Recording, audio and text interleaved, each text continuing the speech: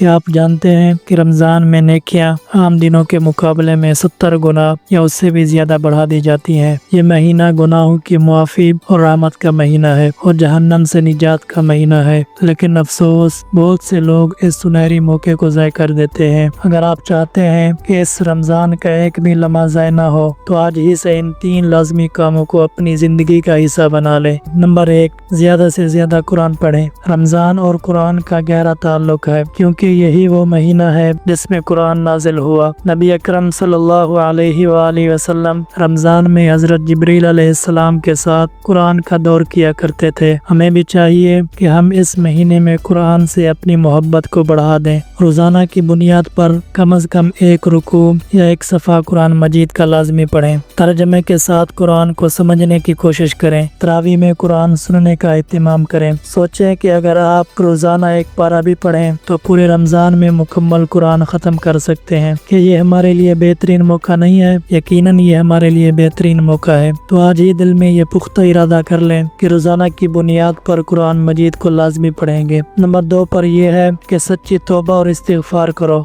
क्या आपको मालूम है कि रमज़ान वो महीना है जिसमें अल्लाह ताला रोज़ाना लाखों लोगों को जहन्नम से आज़ाद फरमाता है। हदीस पाक में आता है कि जब रमज़ान की पहली रात होती है तो शैतानों और सरकश जिन्नों को जकड़ दिया जाता है, जहन्नम के दरवाजे बंद कर दिए जाते हैं और अल्लाह ताला हर रात बहुत से गुनाहगारों को माफ़ फरमा देता है। लेकिन मुआफ़ी उन्हीं के लिए है जो सच्ची तौबा करते हैं। ये मत सोचें कि हमारे गुनाह बहुत ज़्यादा हैं, बल्कि ये सोचें कि अल्लाह रब्बुल इज़्ज़त की रहमत उससे भी कहीं ज़्यादा बड़ी है। रोज़ाना की बुनियाद पर कम से कम 100 बार अस्तग़फ़िरुल्लाह पढ़ें। रब की बारगाह में इस्तिग़फ़ार करें। अल्लाह से रो रो कर अपने गुनाहों की माफ़ी मांगे। सिद्क़े दिल से इरादा करें कि आइंदा वो गुनाह नहीं करेंगे। याद रखें कि अगर इस रमज़ान में भी हमने तौबा नहीं की तो फिर कब करेंगे। तीसरे नंबर पर यह है कि रोज़ा रखें मगर अपनी ज़ुबान और आँखों का भी रोज़ा रखें। क्या आप जानते हैं कि कई लोग रोज़ा तो रखते हैं लेकिन रोज़े का असल मकसद नहीं समझते। नबी अकरम सल्लल्लाहु अलैहि वसल्लम ने इरशाद फरमाया, बहुत से रोज़ेदार ऐसे हैं जिन्हें उनके रोज़े से सिवाय भूख